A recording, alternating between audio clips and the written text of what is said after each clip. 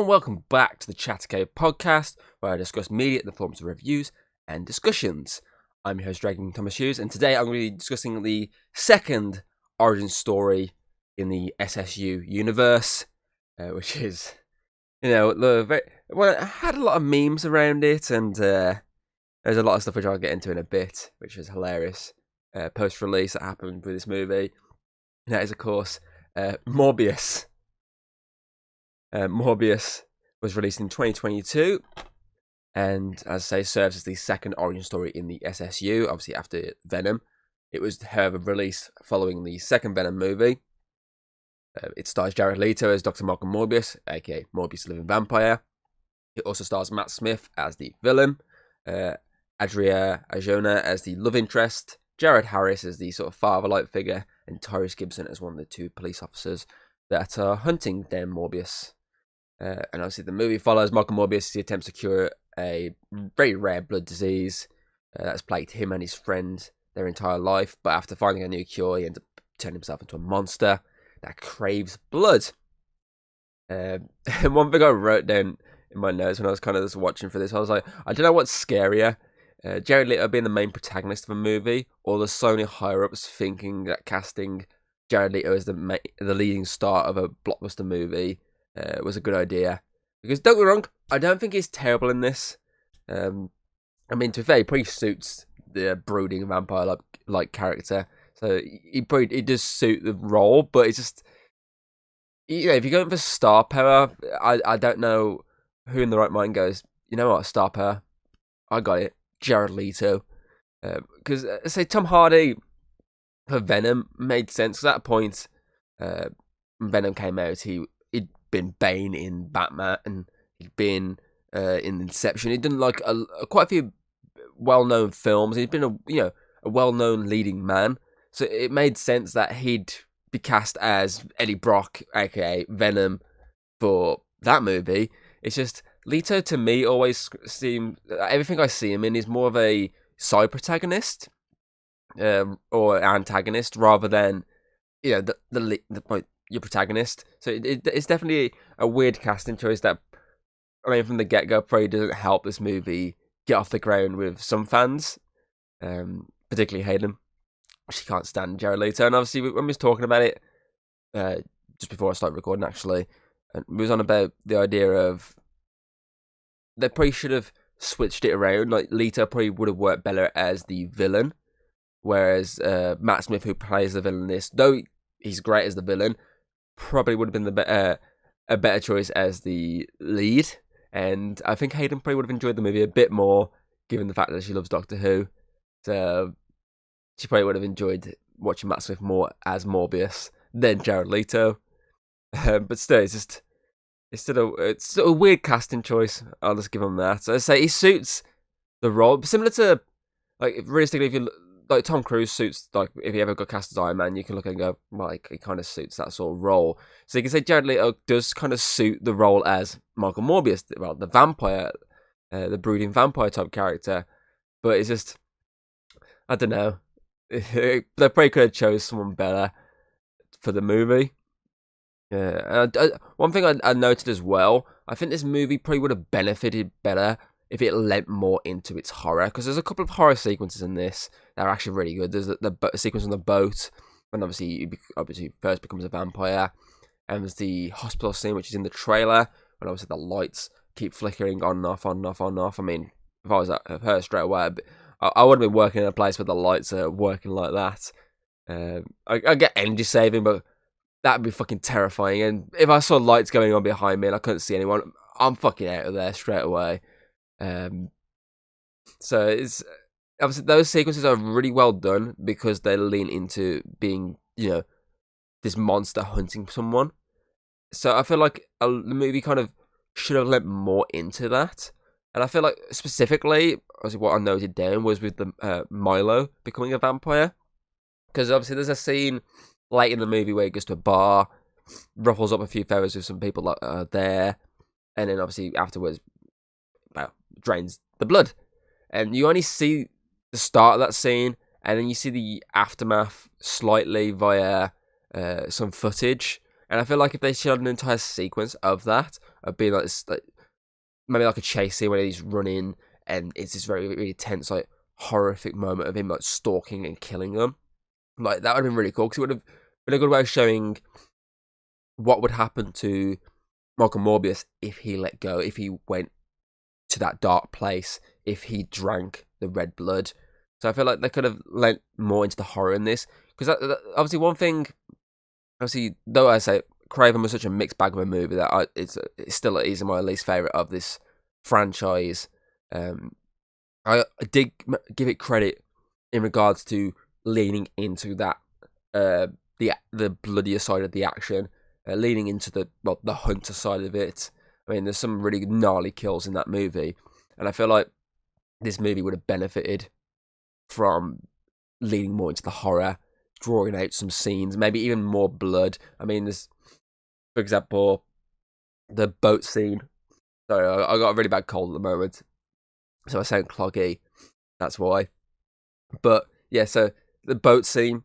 There's a scene which, if I remember correctly, is in the trailer where you see Morbius like fly past someone and he basically slashes their throat, and the guy's holding his throat. But obviously, you don't really see blood. The scene is very darkly lit, so obviously, he kind of covers it up.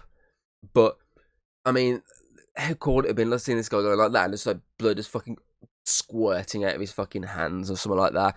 That would have been fucking like horrific. And like I say, I feel like Craven got away with it with a 15 rate. I mean, Morbius, as you can see, if you're obviously watching on YouTube, you can see on my case, it is a 15 rating in the UK. And for strong threat, horror, violence.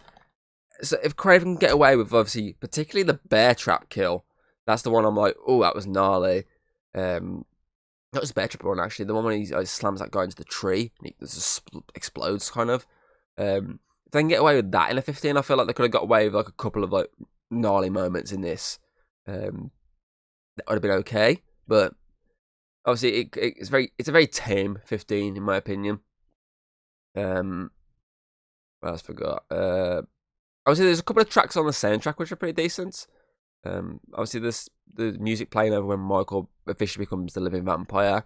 There's a scene with him being surrounded by loads of bats. The music over that's pretty cool. Overall, the music though is just, you know, it's okay. It's not the greatest. It's run the mill type music at times, but there's a couple of tracks in the soundtrack that I do really like, and I will give this movie a bit of credit because unlike Venom, where obviously you didn't see obviously the symbiote obviously take fully over Eddie and become obviously show off Venom, till like I say it was like 50 minutes to an hour into the movie, whereas the reveal of Michael Morbius becoming a vampire, becoming Morbius, the living vampire, first half hour of the movie. So the pacing is very quick early on. I mean, you get the intro straight away, which is obviously one of the scenes from the trailer where obviously he slices his hand open and gets the bats to come at him in obviously Costa Rica, I think it was. That's early on. Then you get a quick flashback, obviously showing him as a kid, and then it jumps straight into modern day Michael Morbius post that intro scene. So it kind of takes what obviously the idea of what Craven did, where obviously it had that present day scene, then you had this flashback sequence, and then you jump back into the present day. It took that idea, but handled it a lot better in my opinion, because the problem with Craven was the fact they drew that out so fucking much.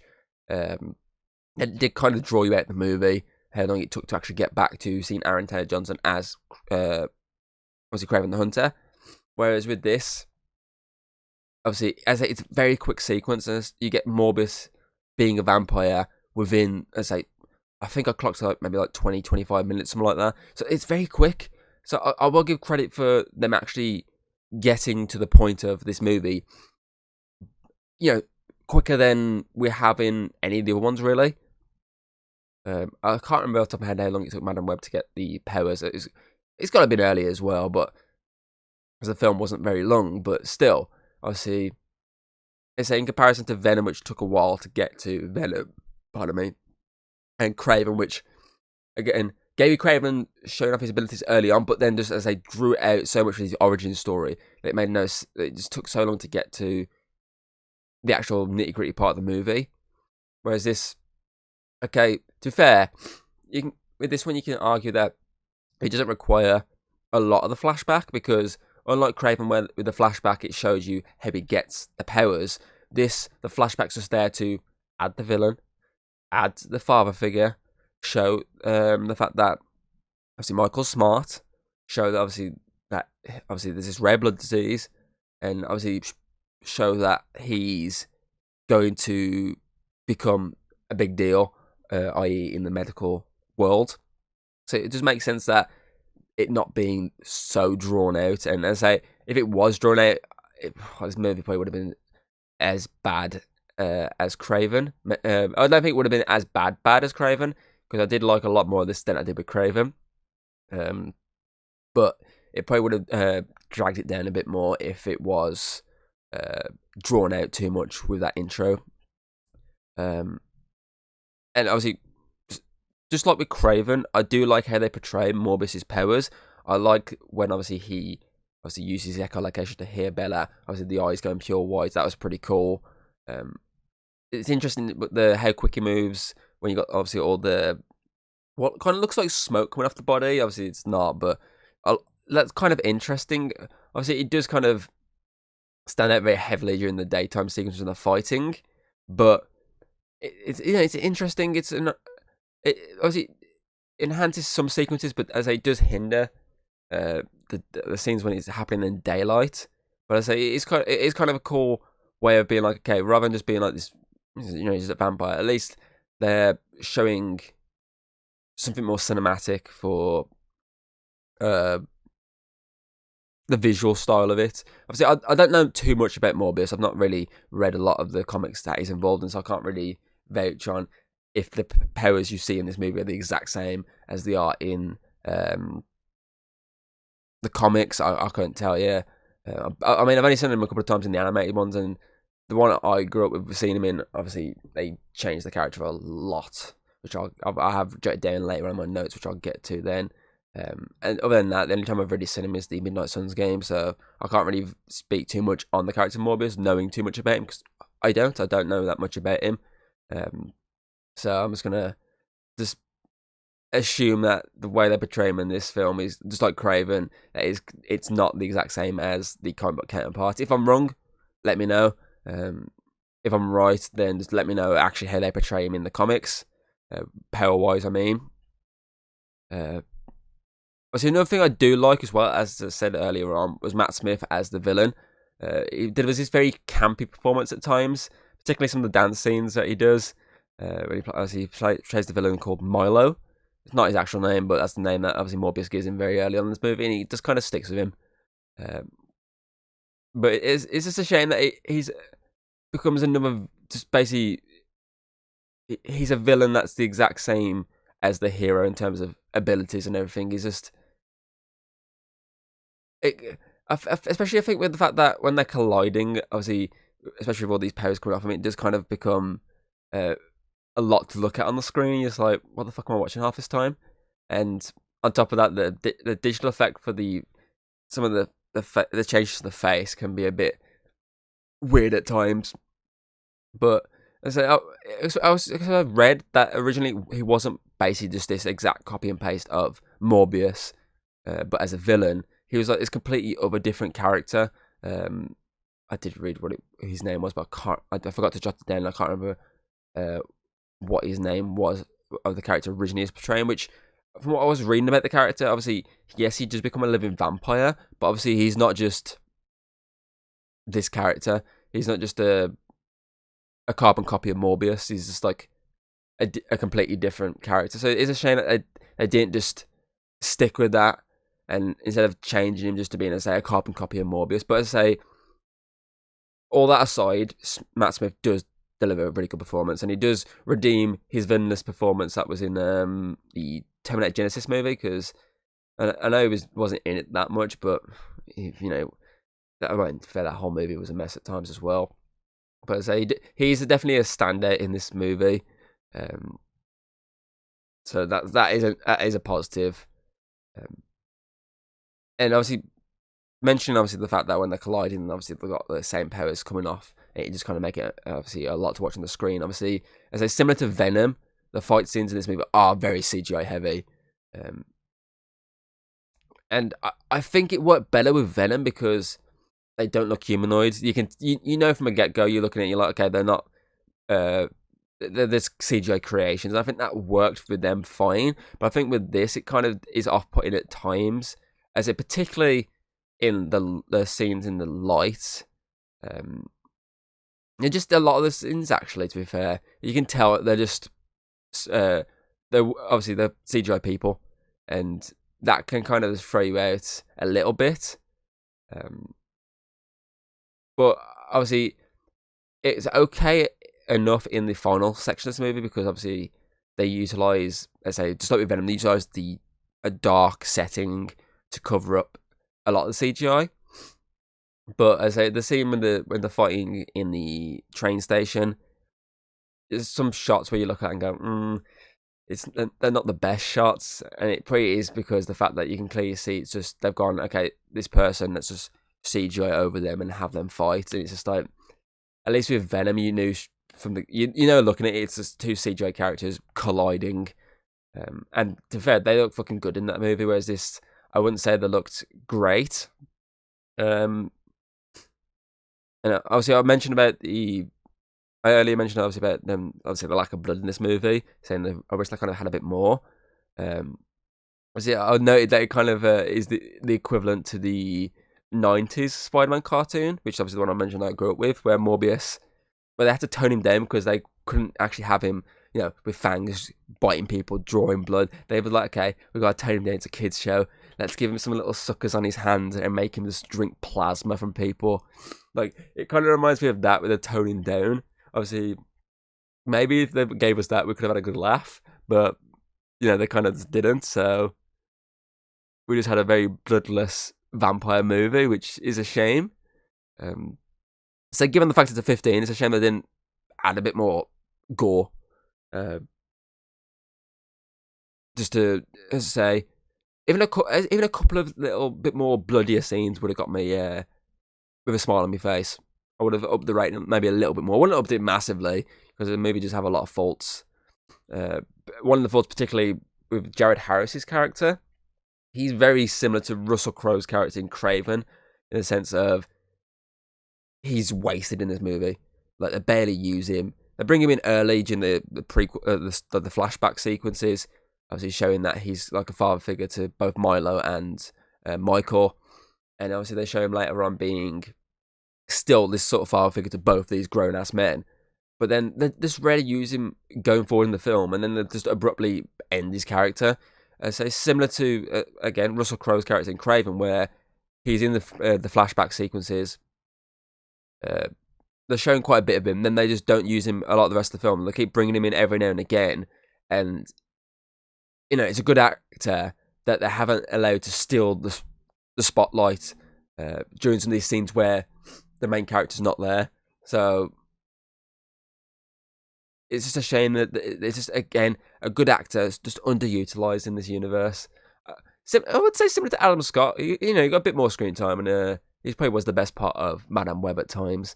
But, again, maybe you could say the same with that, where maybe I wish we got more with that character. But obviously with this one as well, he's got just like with Michelle Williams' character in, obviously, Venom, and I don't remember the actress' name, but the one from Craven, obviously, she just plays at times, just the basic love interest that tries to help, doesn't actually do a massive amount.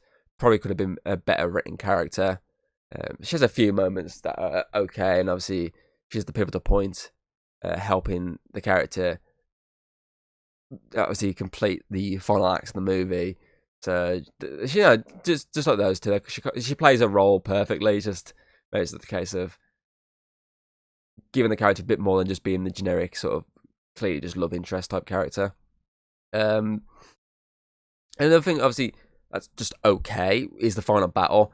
I think it's better than the Craven final battle, which I stated in that, obviously the review on that is very anticlimactic. And I have noted here that the fight between Michael and Milo wasn't that long in the final battle. Obviously it does stuff visually instead of being this massive battle. And I think that works enough for it. It's not the greatest, but it's okay. But to be fair, they had the fight scene in the train station earlier on in the movie, so you've at least had two sequences involving them colliding to an extent. Whereas, obviously, with the Kraven situation, with the Rhino evolution, they saved that basically for the last moment of the movie, and it was over like that. It was just over in seconds. Whereas this, at least, we've got a bit of Milo going full vampire prior to this. Whereas the whole, and obviously not just full vampire, like showing off obviously his skills as this vampire. Whereas the Rhino one, I think we've got like 2 scenes of him showing off that he can become indestructible. Showing off obviously his arm being not indestructible, his chest being indestructible, but they never really did much with him. And then obviously right at the end they switched him to the actual full Rhino and had Kraven just end him so quickly. Whereas this, at least Milo got a bit more to do throughout in terms of being this monster character. And it probably helps as well that they didn't have a side antagonist like obviously Kraven did with the Foreigner. It's just straight up Milo's the villain. But I do a really good job with the mystery angle of, is it Michael going over the edge and killing people? Because even he doesn't know. He doesn't remember stuff. So they do a really good job with that, leading up to the Milo transitioning into his own vampire state. So I will give him credit. As I said, the final battle's not amazing. It's just okay. But obviously, the most confusing aspect of this movie is its end credit sequences involving Michael Keaton reprising his roles as Adrian Toomes. Because honestly, it just makes no sense. Yeah, don't get me wrong, it's a cool cameo. I loved Michael Keaton as Vulture in Spider-Man. I love Michael Keaton, he's such a good actor. But it's just a cameo that makes no sense. Like, they drag him into the Morbius universe for no reason and have no explanation to why he's there. They try to play it off regards to No Way Home, but it still doesn't make any sense whatsoever. And we're probably never going to actually have an explanation to the reasoning fully behind it, because of the fact that all these non-Venom movies perform so badly at the box office that more than likely this SSU is on ice for good. So we're never actually going to understand how the fuck that cameo even worked. And obviously the other thing I noted which was confusing is the second cameo you get, when obviously you get to see the actual Vulture armor and everything. I mean, first off, where the fuck's he getting the armor from? And second off, the Morbius line of "I'm listening." Obviously, he's actually sort of listening to the idea of a team up with him and obviously another villain. It makes no sense because the past 40 plus minutes of the movie, so hour 40 minutes of the movie, sorry, we've seen Morbius being, you know, the Venom type character, this anti-hero character. So it just makes no sense, the alignment change for this end credit scene. I get the idea of, well, we're teasing the Sinister Six idea. It doesn't make sense. Morbius, for me, in this movie, is shown to be the Venom-like situation where, yes, he can have his dark side, but he's still grounded by the human within him. So it's just, I don't know. It's a weird. It's two back-to-back weird end credit scenes that just make no sense at all. I mean, the easiest credit end credit you could have done would have been connecting it to Venom. Have it connect to, obviously, with another reference or something. Maybe you see Venom or you see Morbius heading to San Francisco or something, because we've already had a reference to the San Francisco incident in the movie. The cops reference that, and we already have a Venom reference, which again makes no sense when Morbius makes the "I am Venom" quote, which again makes no sense because, as Hayden pointed out to me, she's like, I'm pretty certain no one knows exactly who Venom is, so it makes no sense that Morbius would know of the name Venom. So I didn't think of that I didn't think of that, and obviously in the back of my mind until she said it, I was like, oh yeah, you're true. That's correct. Makes no sense. I said maybe I actually have a Venom. I say either cameo or just something that links him fully to Venom, not just try and connect him to the actual proper Marvel Spider-Man universe. And maybe again, I get the idea of, well, we're not really going to be using Vulture that much in this universe. So, let's actually utilize Michael Keaton. I get that idea. Just maybe just have him as a different universe version of the character. I don't know. It's just a confusing end end credit sequence that just makes no sense whatsoever. But I do like how people managed to troll Sony enough to re-release the movie. I'm pretty certain they tweeted and obviously were like, "Oh, we never actually got to watch the movie. We was too busy that weekend. Please put it back in cinema, and we'll go and watch it." And for some reason, Sony fell for it and was like, "Okay, we'll put it back in cinema." And again, no one went to watch it. And I'm pretty certain they tried to do it a third time, but the third time, Sony were like, "No, we're not falling for it again." But there's the fact they fell for it the first time. It just sums up this movie. It sums up Sony specifically in terms of their mindset for greenlighting movies based on characters that are more secondary protagonists or just antagonists rather than leading characters. Venom makes sense because he has his own comic book line. Morbius, Madam Web, and Craven don't make sense because they're more utilised as villains or side characters in other Spider-Man or Marvel stories. So, as the fact that they fell for the fans trolling them just sums up Sony, if I'm going to be honest with you. But yeah, as I say, overall, I wouldn't say Morbius is a bad movie. It's not bad, but it's not great. But I wouldn't say it's as mediocre as Craven, because at least I wasn't bored while watching this. Because there's some moments I was like, "Oh, that's pretty cool." I did enjoy that, but I think probably Craven, as I say, that flashback just drew me so far out, and it felt so rushed. Then after that, at least this, despite its faster pace, didn't feel like it basically missed like 30 minutes of building up your villain and all that, and being like, "Okay, shit, we need to actually bring the we need to actually quickly rush the plot in the last section of this movie." At least this didn't feel like that. So personally, I'd put this in the same sort of sentence as Madam Web, because as I said when watching that the first time, I didn't hate it. I need to rewatch it to give a second opinion on it, but I didn't hate it when I first watched it. And Morbius is the same as that. I mean, when I first watched this, I actually gave it a reasonable rating, but then obviously rewatches I've been hindered by knowledge and pointing out these obviously issues I've had with it, and obviously they've hindered it a bit more in rewatches. But the other good thing I will say with this as well, obviously, at least with Morbius, I wasn't as hyped for this character getting a solo movie, so I wasn't always going to walk in going, "I'm really hyped for this movie."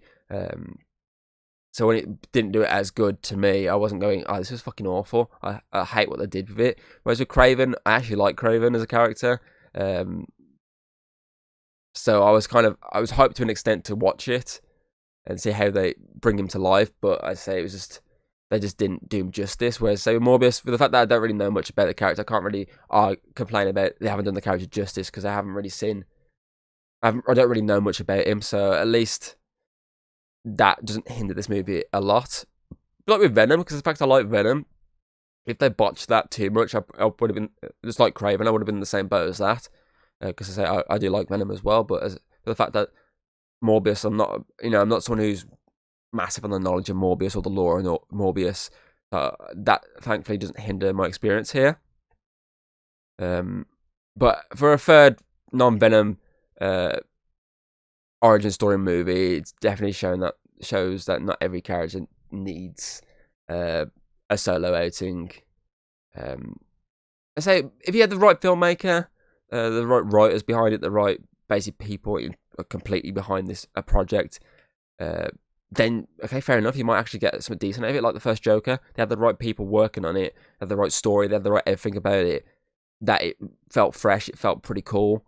Whereas this, as I say, just doesn't have the right people working on it. I mean, for the fact that they got the guy who did the movie Life, which wasn't a massive hit, to work on it, isn't a good sign. At least with Venom, they had the Zombieland director did the first one. That's a good sign. We know he's done a good movie. Whereas the guy did Life, did a film that wasn't a massive hit with a lot of people. So again, maybe the case of if you got a better filmmaker behind it, maybe a different leading actor, this might not have been as much of a miss as it was. I say it's not a massive miss. It's probably, to be fair, where it is on my rating, it probably is where I'd expect it to be. When I obviously first saw the trailers and that, it probably is where I'd hope it would be at least. And as I say, it is at least where I'd hoped it would have been. So with that being said, I'm gonna give Morbius a 6 out of 10. I say I don't hate it, I don't love it, but I would say it's not mediocre. It is better than Craven.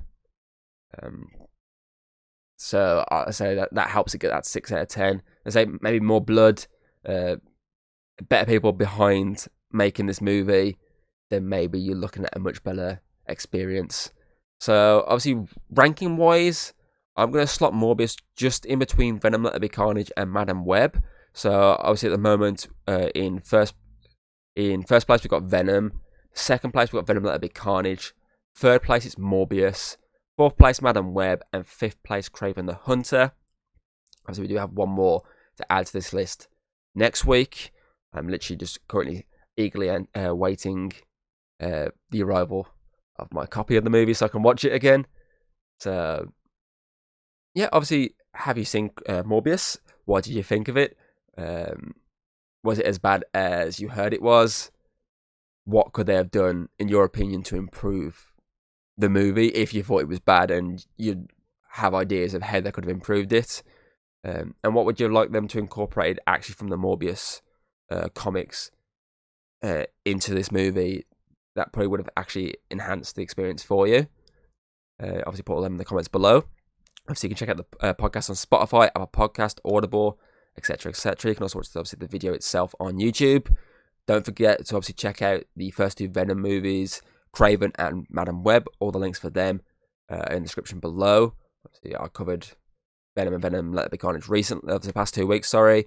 Obviously, Craven was covered back in December, and Madam Web was covered last February. So don't forget to check them all out.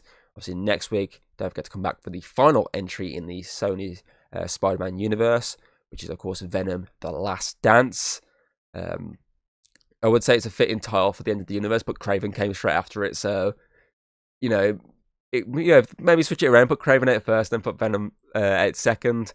Maybe, that don't make sense for the title being The Last Dance. It's the last dance of this universe, but as I said, we got Craven last. But to be fair, Venom probably wouldn't have been as massive at the box office if it went out at that point, because obviously, I know that there's nothing out around those 2 weeks, but at least where it came out, it got a bit more time in the cinema to slowly get that money before the likes of Mufasa and Sonic decided to come out and just fucking destroy the box office.